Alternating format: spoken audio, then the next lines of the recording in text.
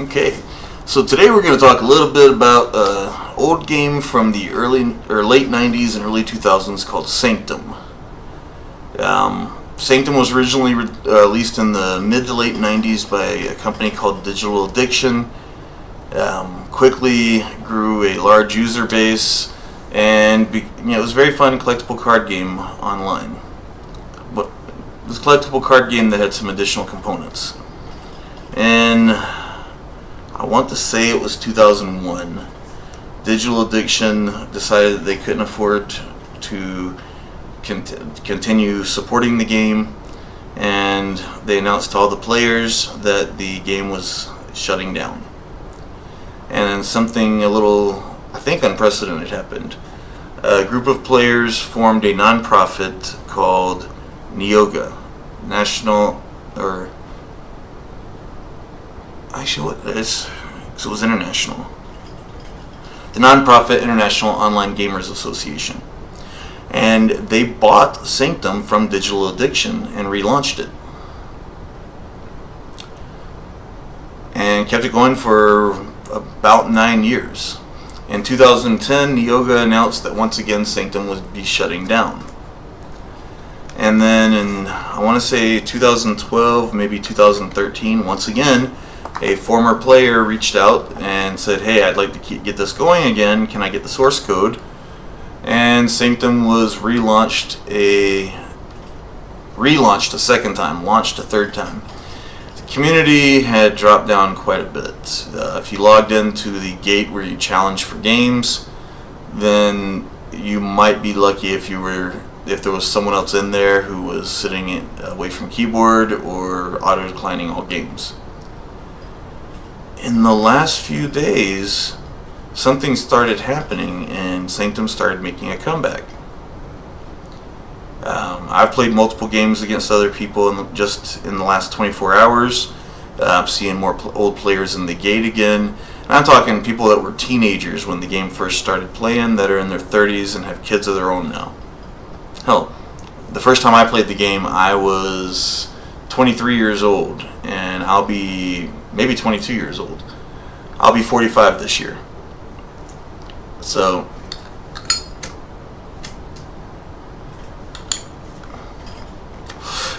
it's been a long time. It's both incredibly simple and incredibly complex all at the same time. Deck building is fairly simple. I'll show you what the deck builder looks like.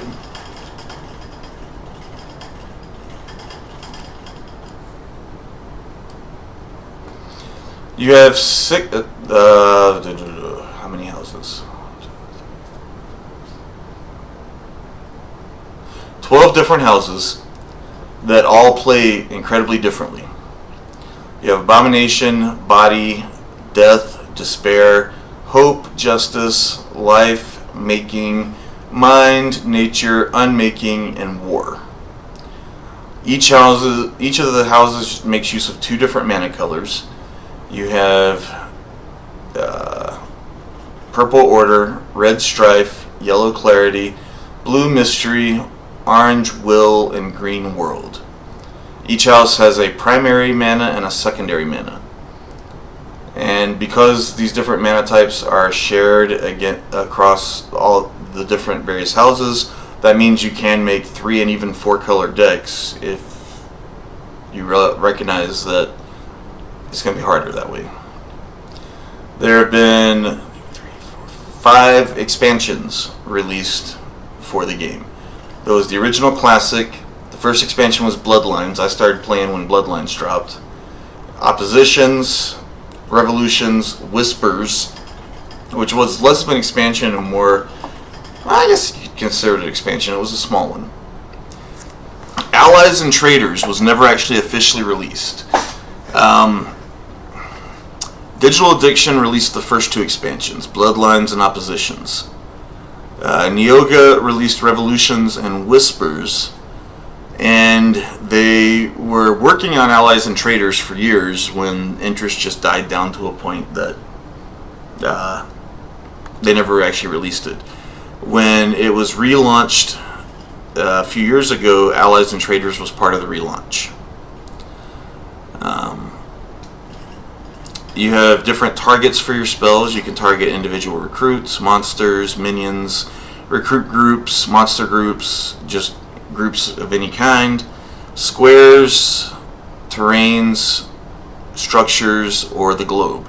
And that'll all make a lot more sense once you see the game board itself. And then there are summoning spells, manifestations, alterations, conjurations, and heroes. Again, this will all make more sense shortly. So, back in the day, you had to purchase packs to get cards. You got a free starter pack, and then any other packs you purchased or you traded for. There was a large trade community, and I hope that comes back. Now, in the current model, you purchase, if you want to get additional cards or packs, you can purchase Drakas off of the website. Drakas, it's pretty inexpensive. I think I'm doing this off of memory. I think it's $5 for 170 Drakas, and you can buy a booster pack for 100 Drakas. Depending on the... you can get more cards for more Drakas. Well, actually, you use the Drakas to buy gold, and then you use the gold to buy cards. And then you can also get free booster packs just by logging in each day.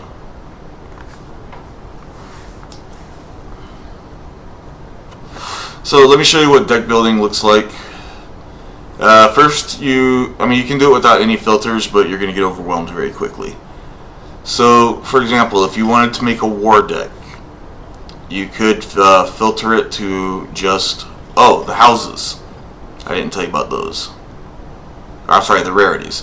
There's common, uncommon, rare, very rare, whisper, which was its own rarity, promotional, and out of print. The out of prints did get re-released as promotionals. That one time they were the most valued cards in the game. So if I wanted to make, say, a war deck, I can filter, actually I just filtered war out. So I can filter away all the other card types and just have war cards left. War's primary mana is Strife, secondary is Clarity. So now I know that every card that you put into this deck can be used in a war deck. The problem with doing it that way, if you filter it by the house, then you might miss single mana cards that could still help your deck.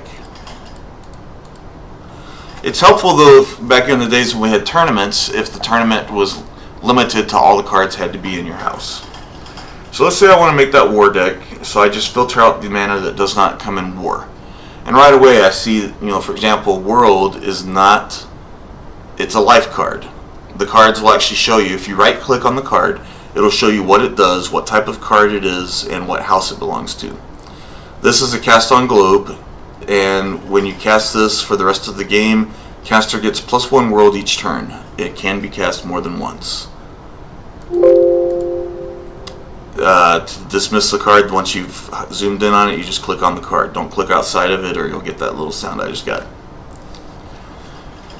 You can have up to 4 copies of a card in a deck. And there's a couple of different ways that... I think I just auto-built a deck. Which is a good way to start if you don't know what you're doing.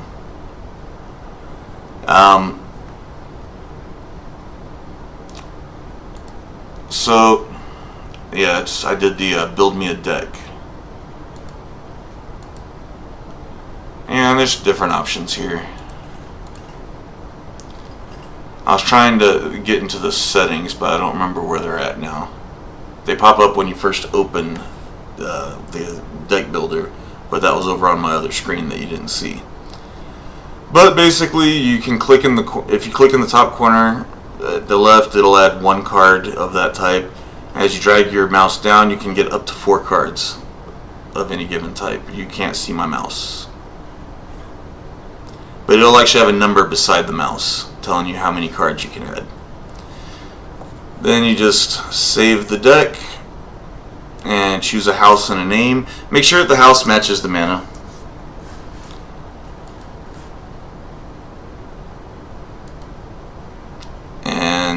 because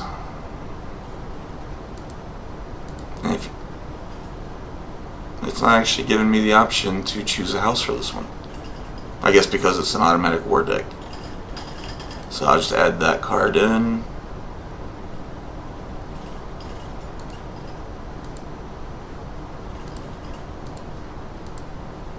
Well, the old interface would actually... Let me close the deck builder and reopen it. That way you can see, hopefully, what happens. Okay, so this is the settings menu. And this is where you can choose a few things like if you want to open a new deck on your first login.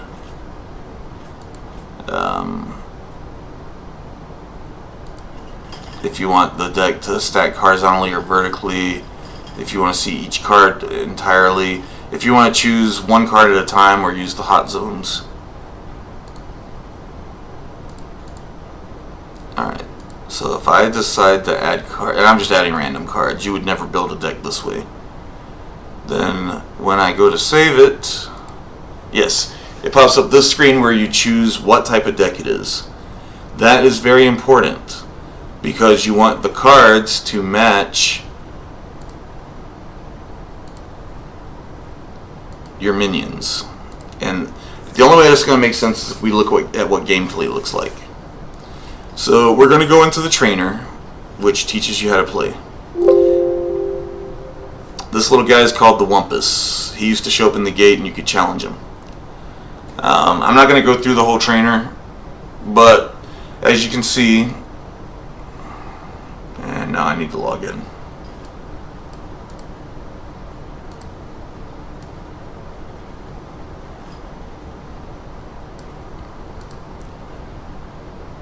You get 5 cards at a time off your deck, and you have your Sanctum and various towns.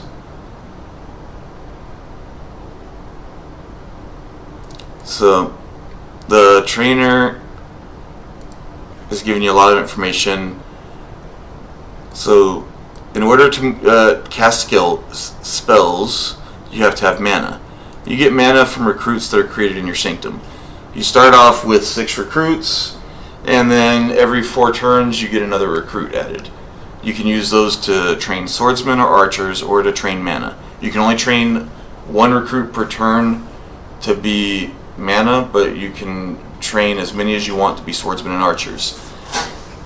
I'm going to get into a gameplay so you can see like strategy, things like that. But I will tell you that on your first turn, most people will not recruit any. You start off with 2 swordsmen and 2 archers in there.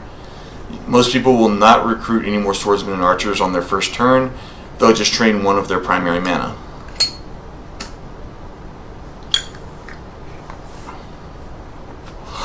I don't have any recruits I can train there. The goal is to take towns to get extra mana and extra recruits, and ultimately you win by taking your opponent's Sanctum. So in this case, I have 3 swordsmen in that group. I can play a strength of body. That's pretty much all I can do on them. I need to get him out of the desert. Desert does 1 point of damage to each recruit in the group every turn. Mountains block you from traveling across them unless you are playing with dwarves or shadows, which is making or despair. They can walk across mountains as long as that's all that's in the group.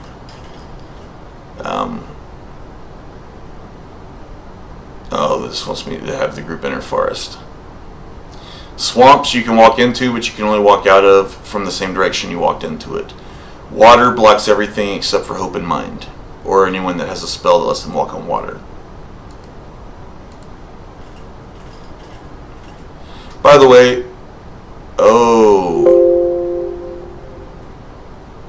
okay. This is a different scenario. So this is wanting me to show you how to train. Create a group of archers in your town and move them. Alright, I'll do that.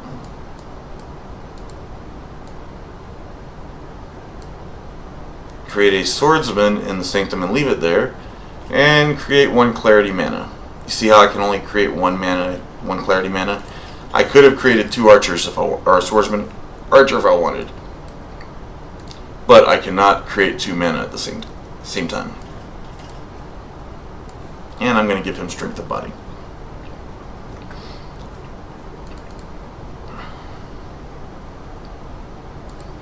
And I'm going to give one of my archers Fairy Knight. Fairy Knight, you can see what your cards do by double clicking on them during the game. Recruit gets +4 maximum and current hit points. Recruit receives no combat damage from recruits without enchantments after checking armor. So different houses also have different bonuses. Right now I'm playing Life, which is Elves. Elves get +1 missile damage in combat round 1. There's 7 rounds of combat. You're in the first, and the archers get an extra round at the beginning. So both groups archers. Whoever has initiative always attacks first. Archers have 2 attack and 1 armor unless you've done something, or 0 armor unless you've done something to improve them. Swordsmen have 2 attack and or 2 damage and 1 armor.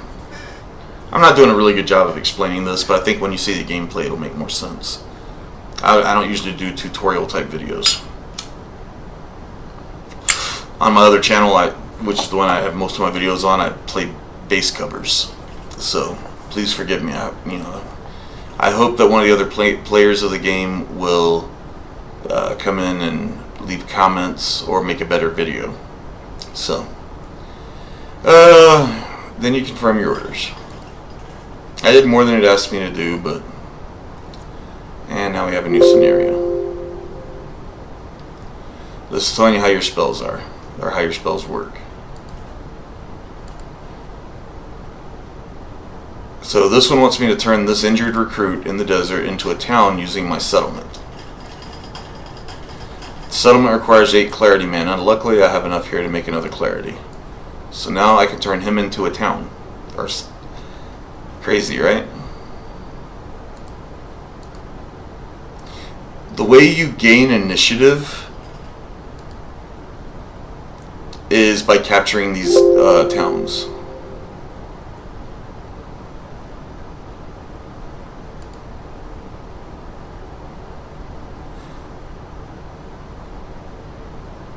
So this wants me to throw away 1 card, use the other 4, and I'll need to make a world mana to do it. It said do not move my group. Okay.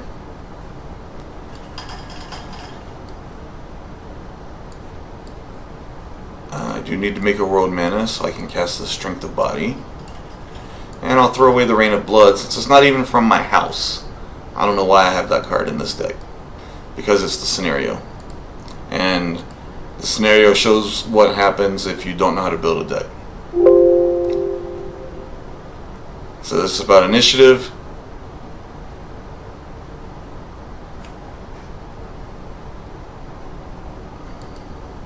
If both players take towns in the same turn, whoever takes the most gets the initiative. If both players take the same amount of turns or towns in the turn, whoever already had initiative keeps initiative.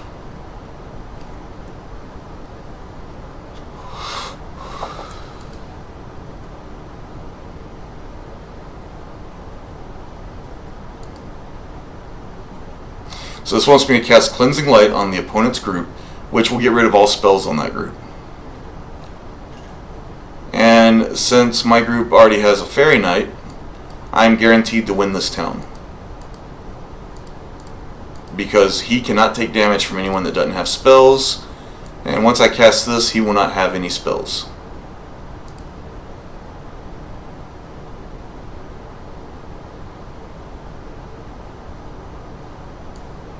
While I'm at it, let's make him stronger. Let's make him stronger. They already have Fairy Fire. Let me get rid of the Fairy Circle. You discard down here in the Whirlpool, where it says discard.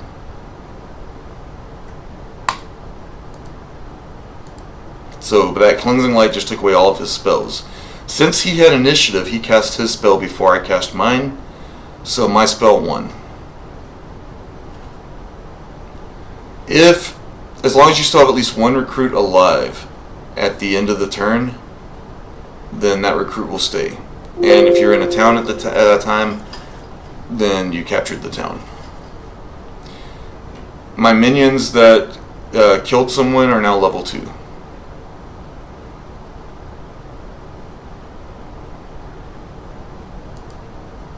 Try to take your opponent's Sanctum within 2 turns.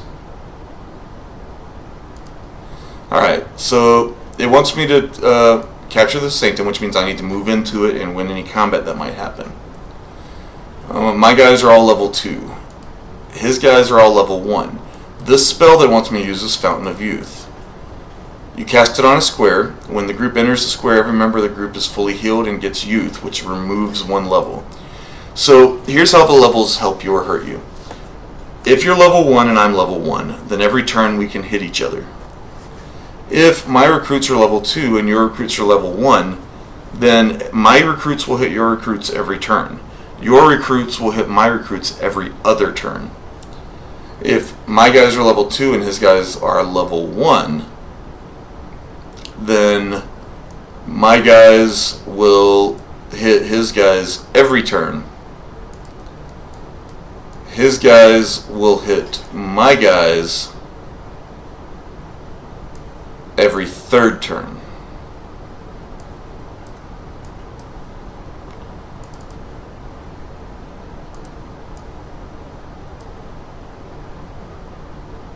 Now I know he's going to come try to block me.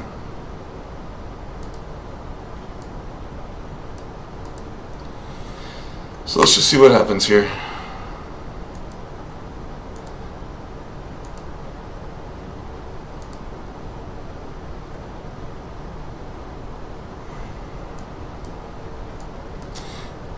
See, this fleetness would be great if I had a mystery, because then I could move this group 2 turns and they would merge with this group. And I just got a message from someone.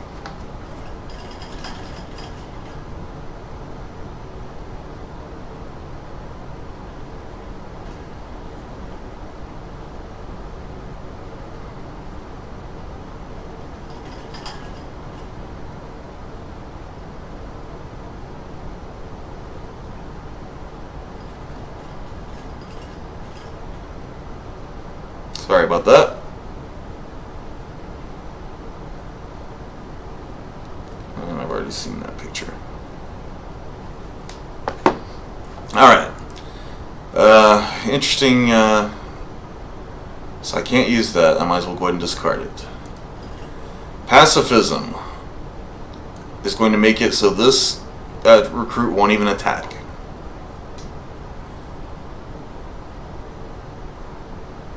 Yeah, he's going to become a 0/0 swordsman. Man, Fairy Circle would have been such a better one to play there.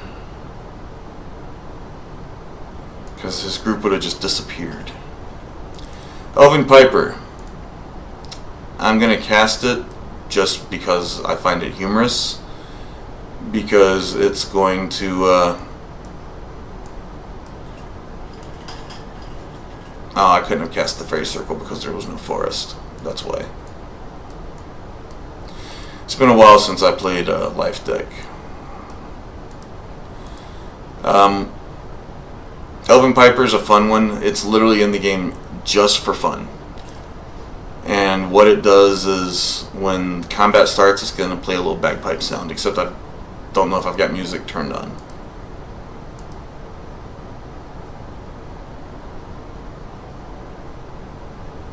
I don't.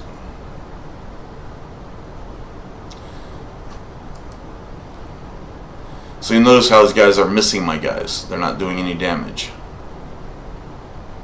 That is because he can only hit me once every 3 turns with most of his guys. I don't know why I keep killing the pacifist.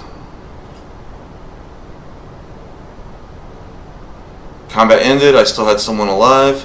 I won. And now I gotta log back in because the trainer. If you click on the account, it will take you to a website. Stats, I think, will also take you to the website. Let's just let's jump into the gate. Hopefully, there's some people in here. So there's a bunch of people in the gate right now. this gate used to be so big that you'd have to scroll.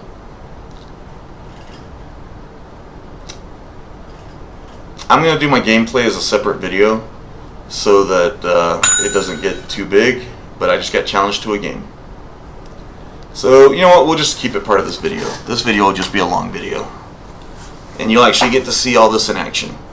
Now, I'm probably going to lose this game. I've got a bunch of decks from an long-time player, but I'm going to use a deck that I just made a little bit ago. That's ridiculous. It's an unmaking deck with 197 cards.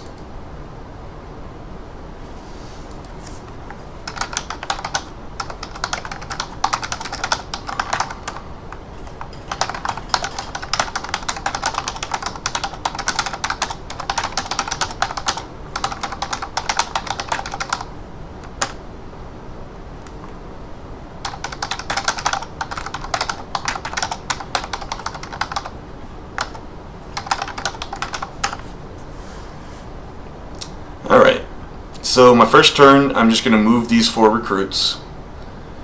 I have no mana yet, so this is unmaking. My primary mana is Strife, the red mana. If I made another recruit, it would go into this group of 5. I don't want to do that. What I'm going to do instead is use 1 red mana and apply weakness to one of his abomination imps. My guys, the special feature that they get is they have 2 extra hit points. Most of the houses start with 7 hit points. Unmaking, Justice, and Body start with 9 hit points. Abomination and War get +2 damage for Swordsman on the first turn of play. I made 2 Swordsmen. I'm going to make another Strife mana.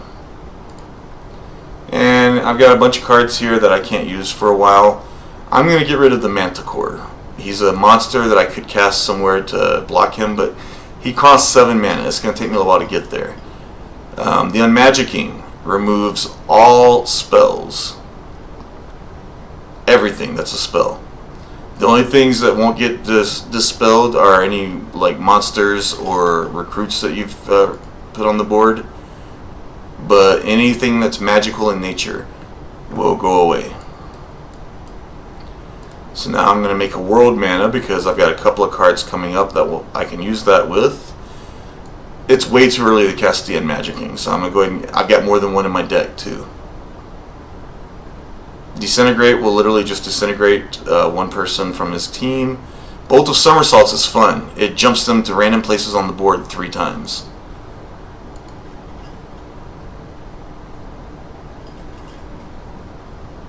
Zurzavar. Cast on a town or colony, any player controlled group and structure moves in a random legal direction for the next 3 turns. Way too early to cast something like that too, but that's a fun one. Unmaking is all about randomness. We're going to put a Leechwood on here. Leechwood affects all forest squares that are touching any forest square that gets it. And it removes any spells that are on the players at the time that they enter the square. Or at the start of the turn.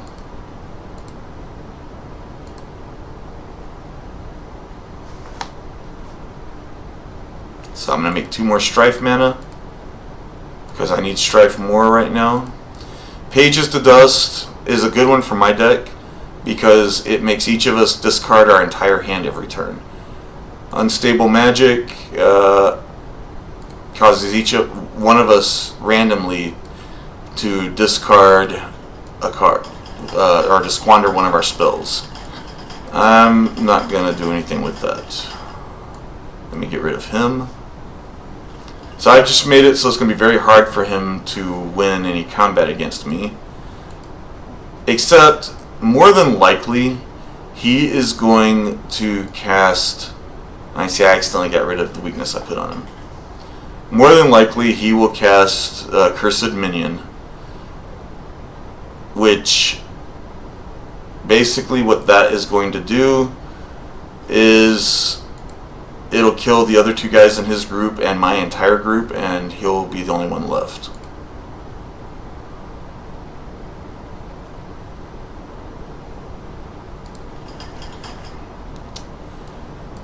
But I'm still going to try to take it.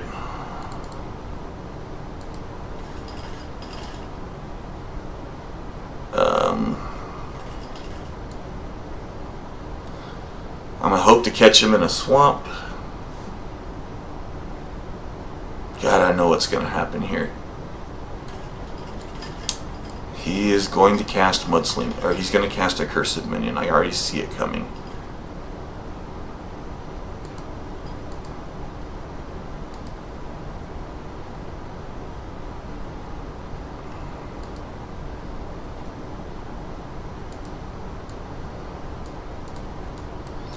And he cast it on his swordsman.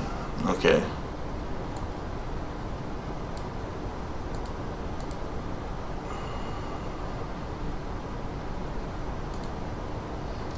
Problem is that the Leechwood didn't get rid of the Cursed Minion because he was already in the Leechwood square. It would have gotten rid of it if he'd moved into the Leechwood square.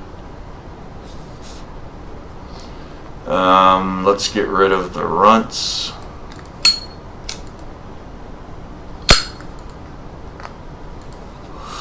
Oh, Winged Monkeys. That's going to do something similar to Bolt of Somersaults.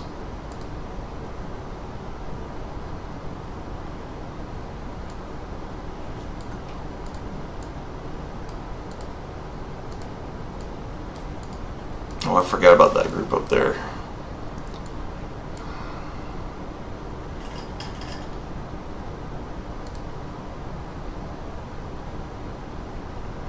At this point, you can just kind of watch the game. I'm going to lose this one. I can feel it, unless... I don't know, man. You're never completely lost when you play Unmaking. I should have put the Cockatrice here, because he's going to try to merge these two groups.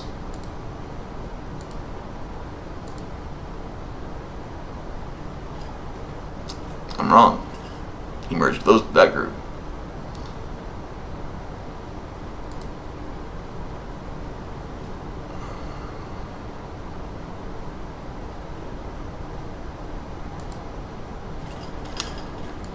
Each,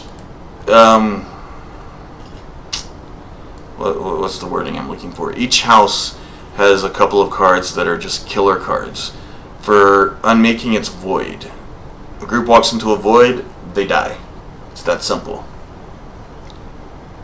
Oh gosh.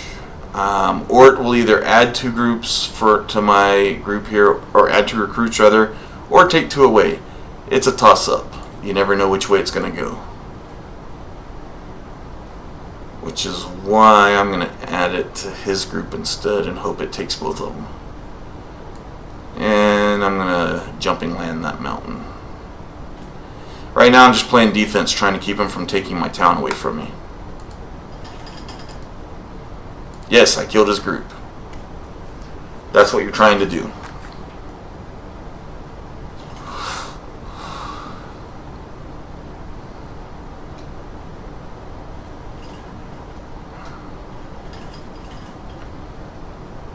Alright, so now I'm going to Bolt of Somersaults this group away from my town. And hopefully I don't... And he got rid of my hit point advantage with this spell he cast on the world, Jabari's Legacy. All new novices are now imps. But he did give me the +1 hand damage instead. Bolt of Somersaults is a toss-up. Because it could put him right beside my Sanctum. It will never put them in your Sanctum or in one of your towns. That's one thing that will not happen with Bolt of Somersaults.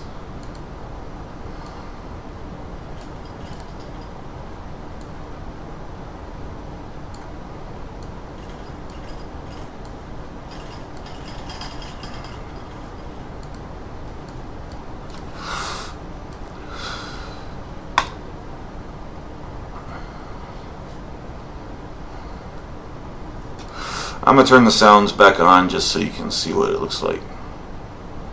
Or hear it.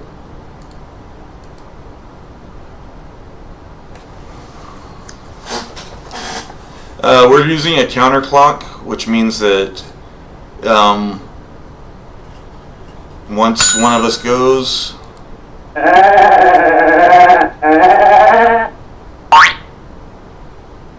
Yeah, the sounds are kind of funny.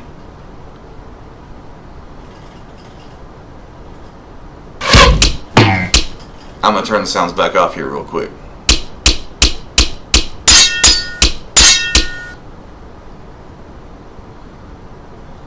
Yep, those sounds got to go. They're just going to... They're going to get on my nerves.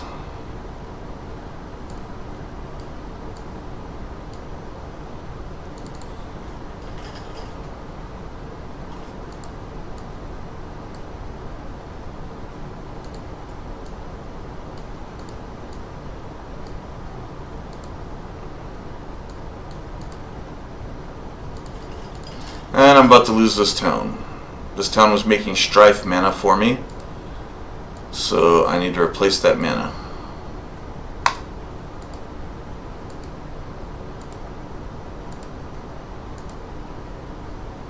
He jinxed me. Actually, I probably jinxed myself.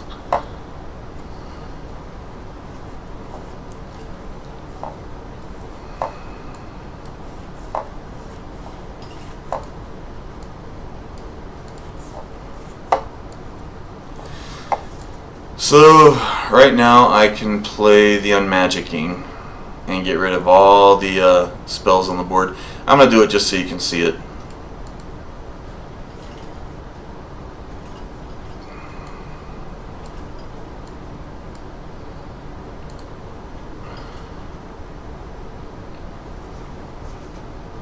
Because, I mean, I've totally lost this game.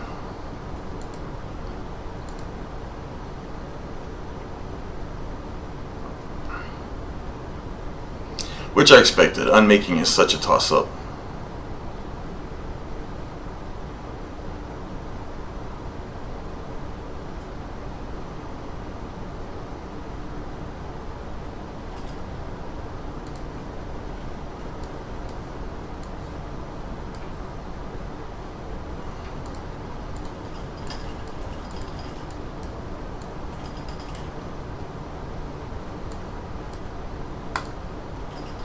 I've had it happen though where I was down to nothing. I had one recruit group in my Sanctum.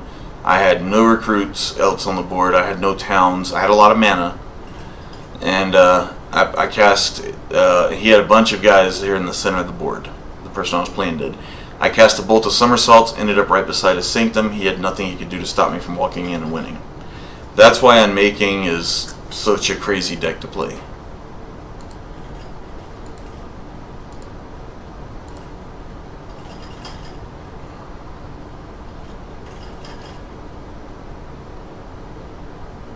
Ordinarily right now I would just concede, but I don't want to. I want to at least show you what happens when someone walks in.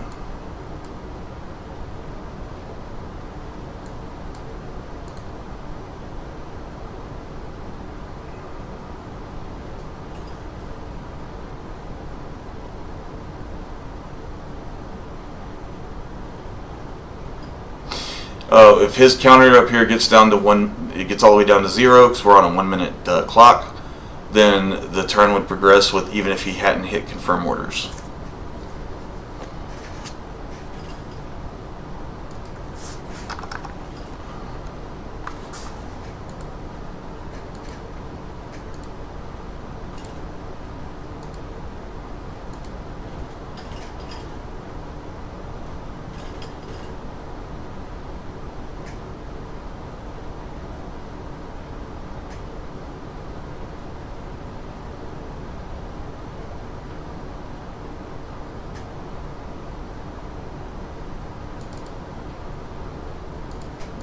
I do want to see that.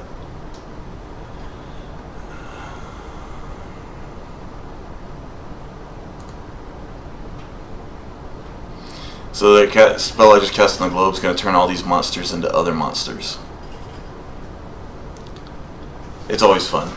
There's some weird stuff in Unmaking. There's a ton of lore behind the game, that has been written over the years by players and the like.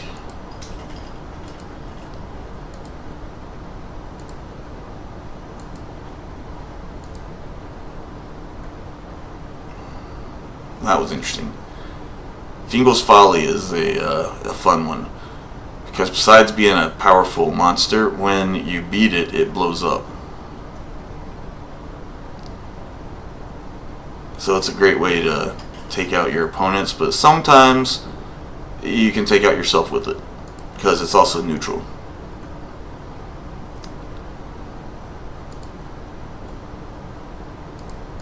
I just marked myself as away from keyboard and declining all challenges, so that I won't get challenged until I'm ready to. But you know what, actually, let's do one more game. Frown wants to play again. And I'm going to use a totally different deck this time. Hopefully he will too. This is a 3-color deck, and you'll see why the is that the one I won with that time?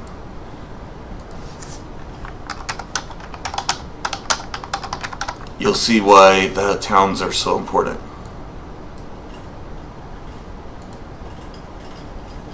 So for life, my 2 primary mana are Clarity and World, but you'll see already I have cards up here that use Hope, or not Hope, Order. It's been so long. Which means that I've got to have a way to get Order mana, which I don't have right now. Luckily, towns, you can choose the mana that you want. And I also have this Golden Grove right here, which will let me create a tree that, once it's fully grown, will turn into a mana producer for me. So for now, I'm going to get rid of the nature cards. Order and World are the 2 colors for nature.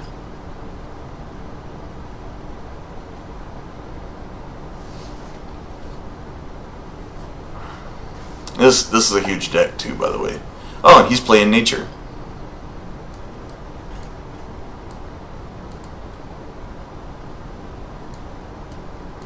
Filigreed Armor. Recruit gets +1 armor and receives -1 damage from recruits without enchantments. I'm going to put that on one of my archers. The elves get the +1 missile damage, and so do his dryads. Mind and Hope get water walking. So now I'm going to choose Order out of the town. And I'm going to start building a Golden Grove. And that's all I can do this turn.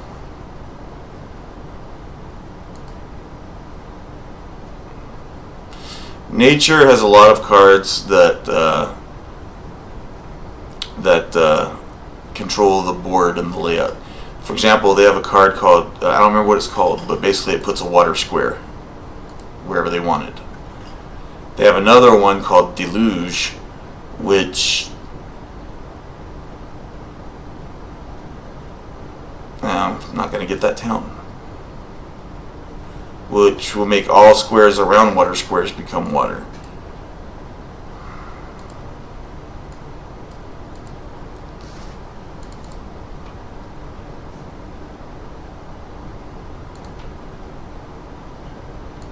I think he'll go for the forest. I hope he goes for the forest, because if he does, I just prevented him from entering it.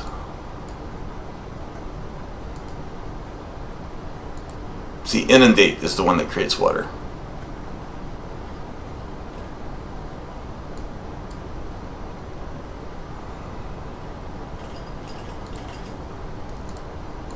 So I'm going to cast Pacifism, which you remember from, hopefully remember from the tutorial.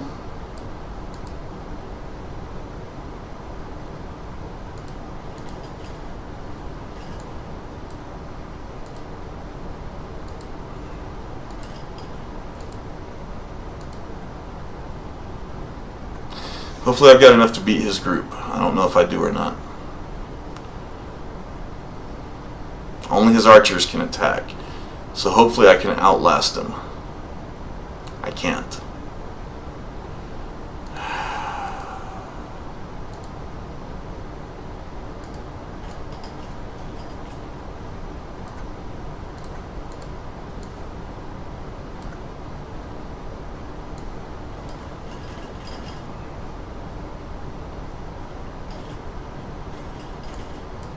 I think I'm going to get beaten again. That bellwether keeps me from casting spells on his group.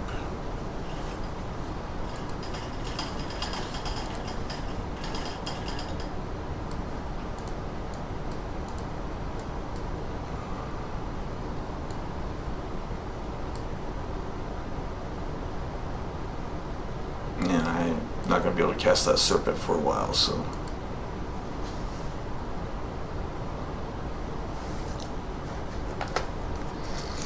This is going to probably be a quick game. The guy I'm playing is a very good player.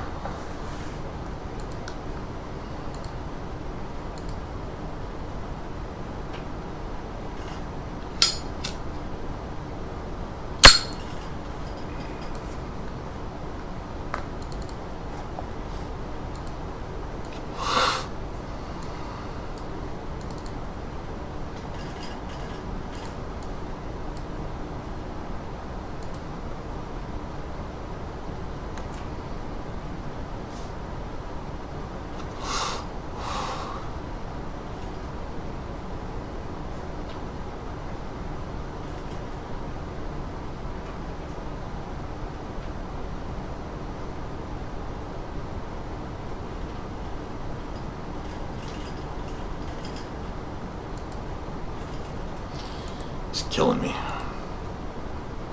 He's got a lot of denial in his deck too.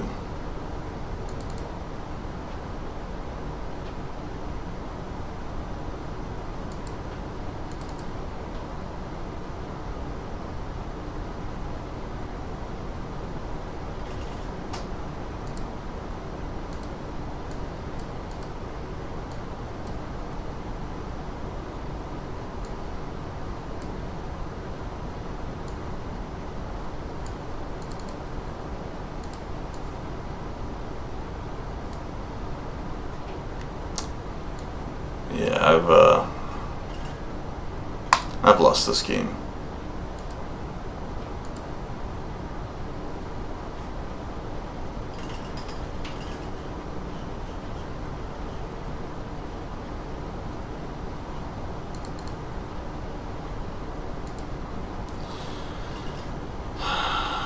Alright, so now I'm going to concede.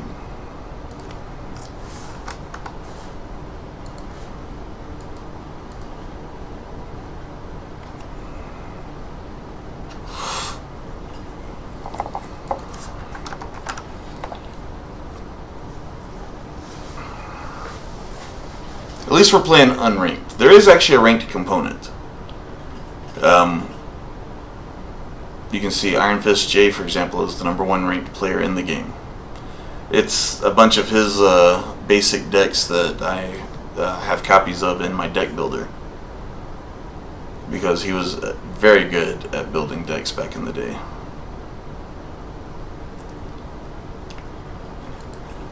Alright, that's going to wrap up this video. If you want to see more Sanctum videos, let me know. Leave a comment down below. Don't forget to check out my base covers on my other channel. That's youtube.com. It's Adam Plays Bass is the channel. And until next time, see ya.